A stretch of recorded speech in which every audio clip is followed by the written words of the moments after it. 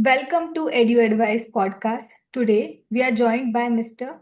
Pingakshya Goswami, a technologist, researcher, and entrepreneur who works whose work spans across AI, semiconductor technology, and educational innovation. With a Ph.D. in electrical engineering and years of experience building advanced technologies, he brings a unique perspective on how AI is transforming industries, careers, and and the way we learn. In today's conversation, we'll explore the future of technology, the skills students need to thrive, and how innovation can create a meaningful impact in education and beyond. Welcome to EduAdvice Podcast, Mr. Pingakshya Goswami, and thank you so much for joining in. Hi, Monica. Thank you very much for inviting me to the podcast, and thanks very much for the warm introduction. Yeah. Thank you. So let's start. My first question to you is: you have successfully navigated academics, industry, and entrepreneurships.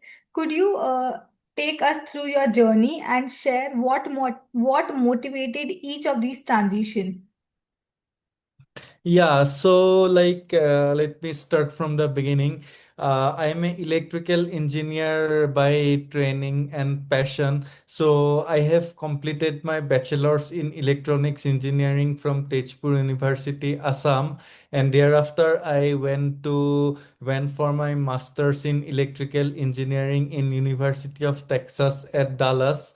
So both during my undergrad and my master's, I learned about the basics of electronics engineering, the latest trends in semiconductor engineering, and made a solid foundation on how we can design different circuits or different technology by applying the basics of semiconductor industry. And thereafter, since I was very much passionate, thereafter my master's, I worked for a brief 1 year period in a top company called Xilinx, which is now acquired by AMD as a software electrical engineer, like in the software field.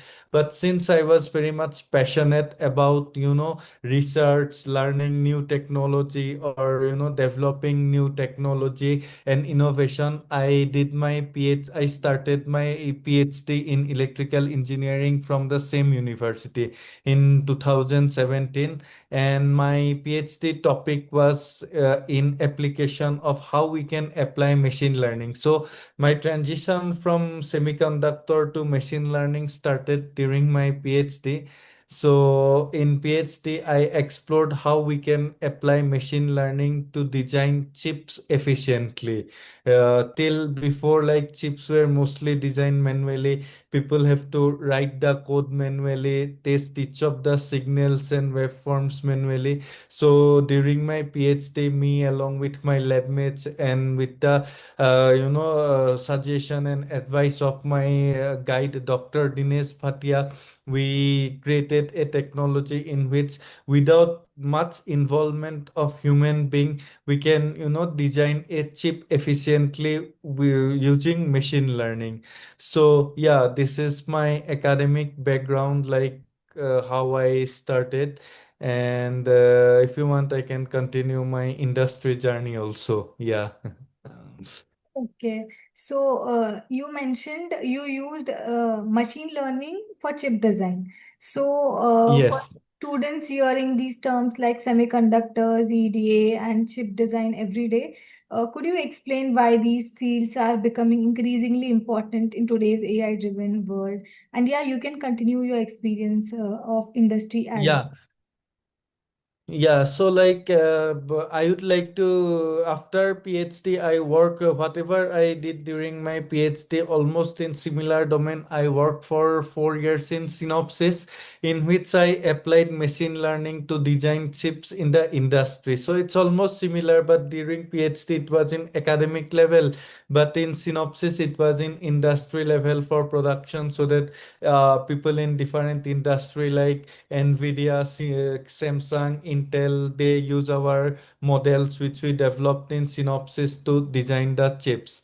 And next, the question which you ask is like about semiconductor, EDA, and machine learning. Yeah, like for the past few years, maybe from 2022 or 23, there is a boom in generative AI, mostly with the advent of LLMs, especially ChatGPT. So, with the advent of ChatGPT, both the software field of machine learning as well as the hardware which is required to, host the model or run the machine learning model got a huge boom. So, as we all know, NVIDIA is the pioneer for GPUs or graphics processing units. So graphics processing units are very special type of chips or semiconductor chips inside which the machine learning models are being run. So tomorrow, if a student like somebody who started his undergrad in 2021 or 22,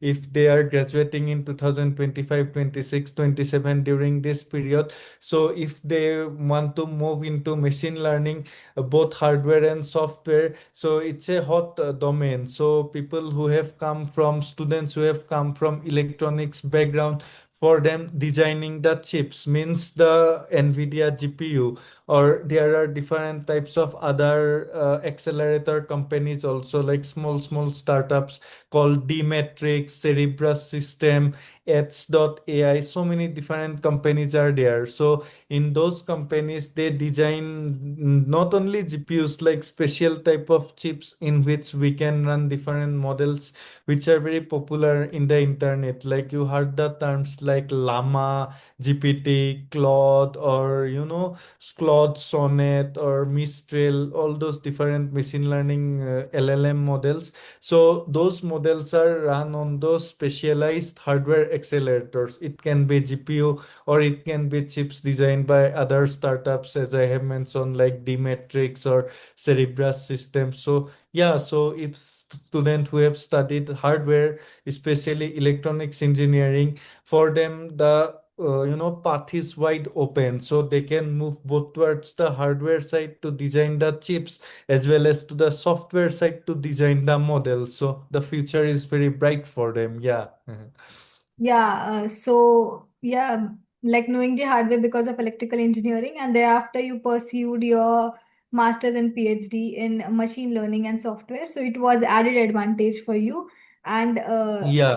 in India, there are many of them who pursue ENTC as their graduation, but they Yeah. land into they do the uh, they learn the code, and again they go for the placement for computer engineering, like Yeah. the tech companies only. So with Yeah. this podcast, I guess there would be a proper roadmap showing them, if you are from ENTC, then it is an added advantage for you for knowing the hardware and software Yeah. both. Like you can add your Yes. software. Yes.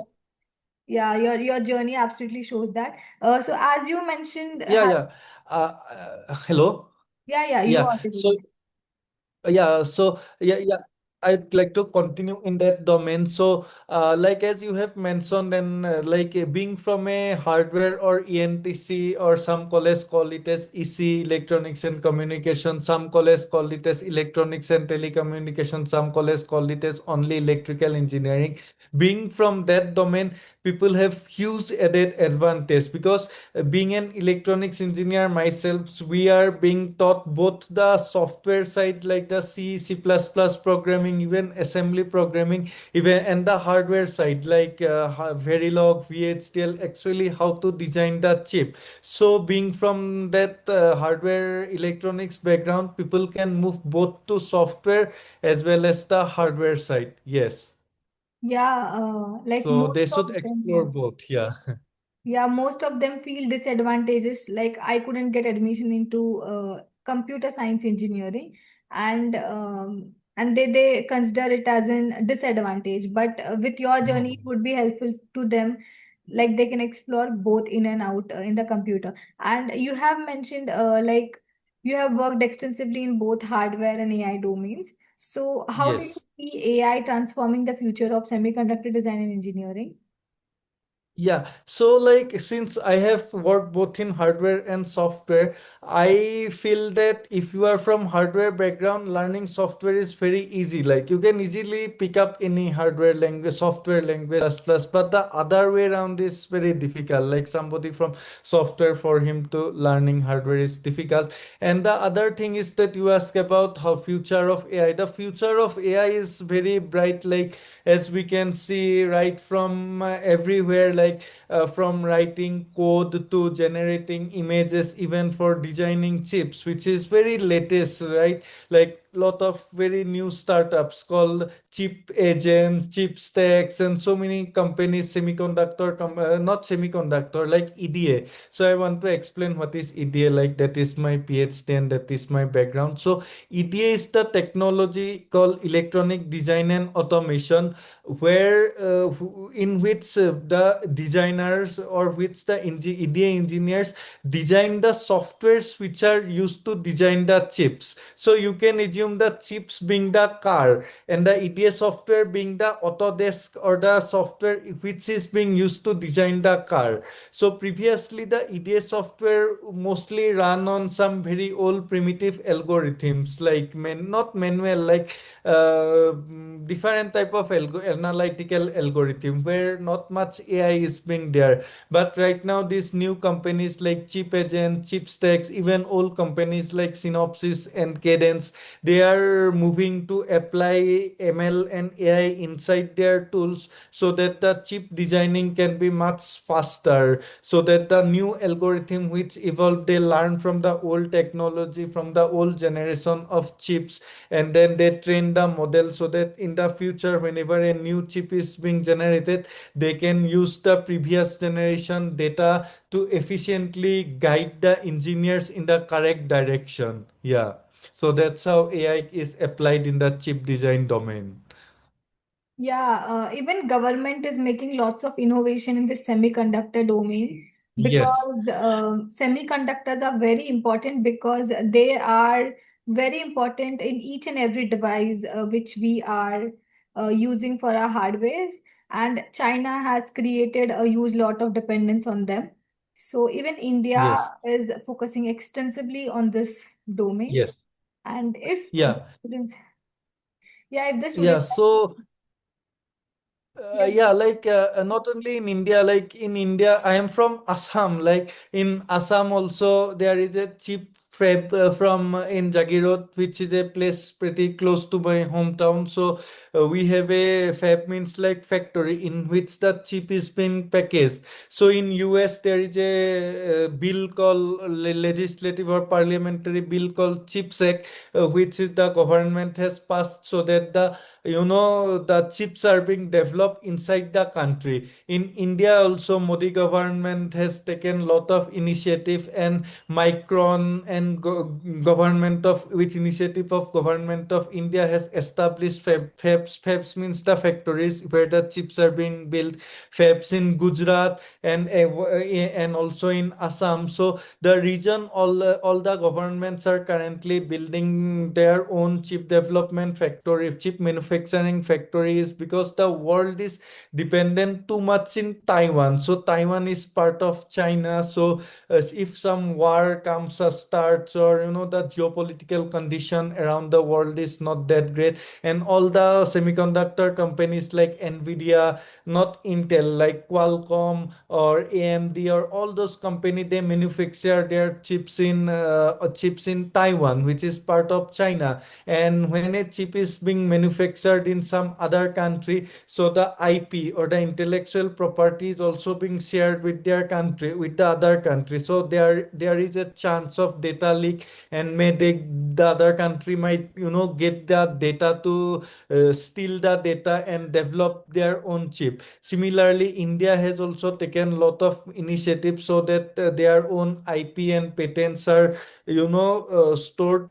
developed and stored locally inside. So in order to prevent that stealing of IPs, and if there is some geopolitical war, or some war goes on, if Taiwan says that no, we are not going to export chips chips to other countries. So actually it happened during COVID time. So the routes, all the sea routes were blocked, and as a result the chips cannot be export shipped from Taiwan to other country, and we saw a huge lag in manufacturing of cars. So the car manufacturers got delayed, and productions of car also get delayed. So in order to reduce the dependency on one small tiny country, all the countries around the world, starting from India, US, and I am sure other countries like France and Germany, I'm not aware of their geopolitical condition, they might have also taken initiative to construct the manufacture the chip as well as the store the data inside their own country. That's why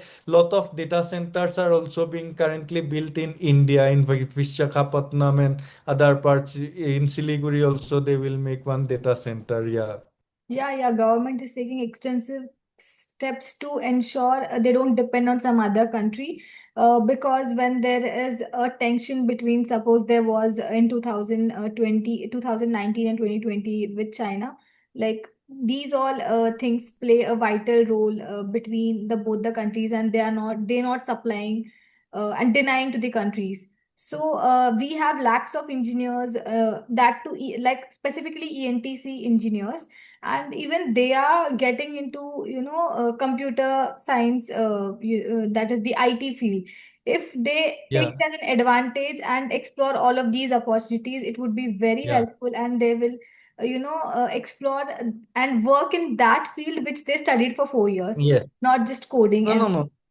Yeah, you are 100% correct. Even I also support your view 100%. So people who have studied electrical engineering, they should, or electronics or whatever that core electronics field, they should focus in this core field only. But the thing is that there is one reason. So it's not that everybody goes to those IT companies just for, fun or something. right. The electronics company pay more as compared to those service-based IT companies. The reason they move to those service-based IT companies, that obviously the number of jobs in those service-based IT companies way more than number of jobs in a semiconductor company like Intel, Nvidia, or Qualcomm. If all the IT semiconductor companies combine hire, let's say 30,000, they're not even 30,000, like 30,000 engineers or 40,000 across all level. For fresher out of college it will be maybe like 10 to 15,000. But for others it will be really difficult, right? That's the major reason, since the IT companies hire 4 lakhs 5 lakhs students, so it's easier for them to get the job. So that's the reason they move. But if possible, the electronics engineer should join the semiconductor company at the early stage of their career. That's what my suggestion is. Yeah.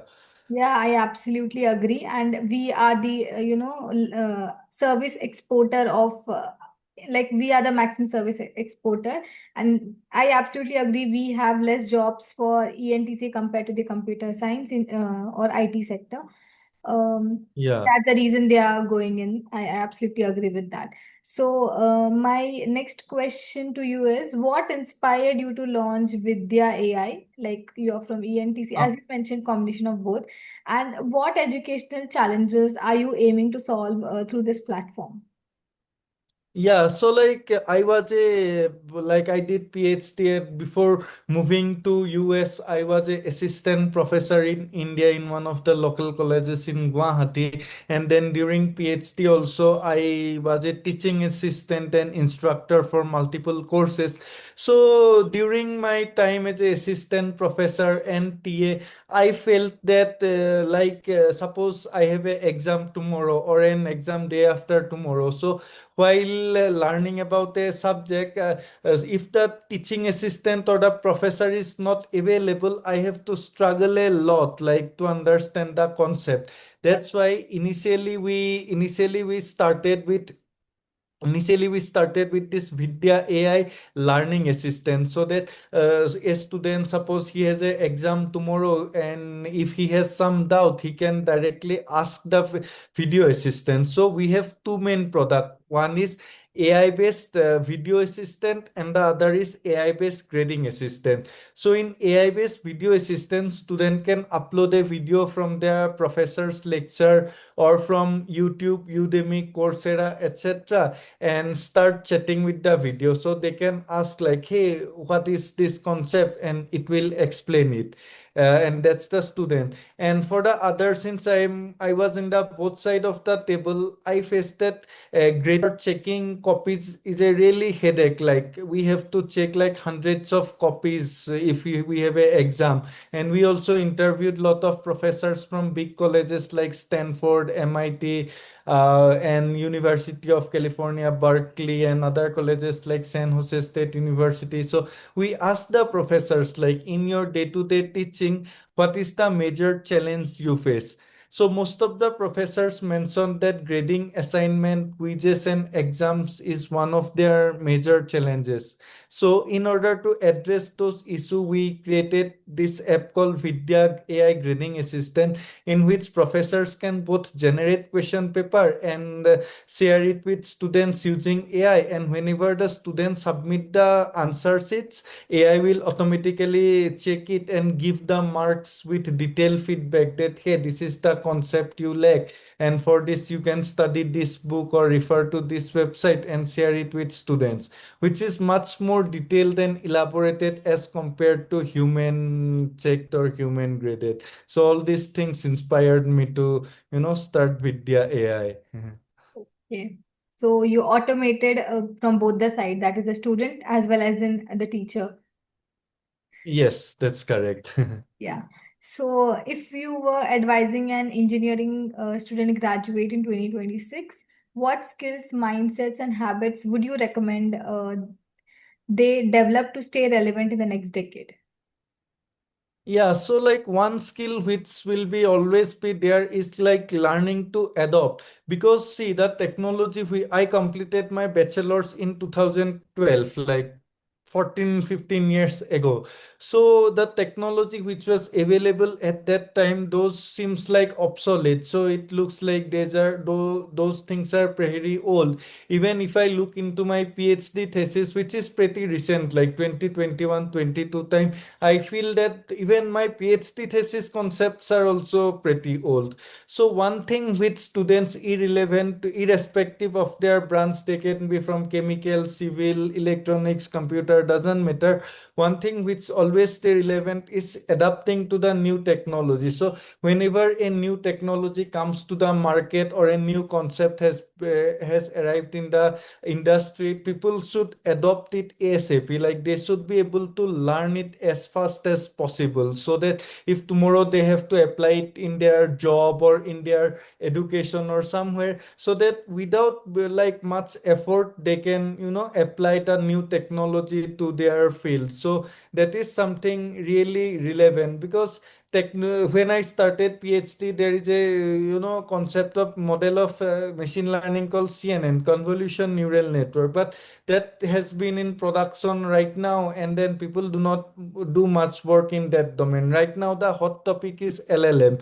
Tomorrow it can be something else. So for me, I have evolved from basic machine learning and starting from C++ to basic machine learning to CNN, and right now to agentic AI. So this is something I feel will be relevant like all throughout the future, like adopting to new skills. Yeah. Yeah, evolving and dynamically changing to the changes would help them to stay relevant and up to date in the uh, 2026 and future decade as well. I absolutely agree with that. So Yeah. thank you so much, Mr. Goswami, for joining us on the EduAdvice podcast and sharing your insights from the future of AI and education to the importance of adaptability, lifelong learning, and resilience. Today's conversation has offered valuable lessons for students, professors, and inspiring innovators alike. To our listeners, we hope this discussion inspired you to stay curious and continue investing in your growth. Thank you so much for joining in. Thank you so much. Yeah. Thank you very much, Monica. It's very nice talking to you. Thank you. Thank you so much.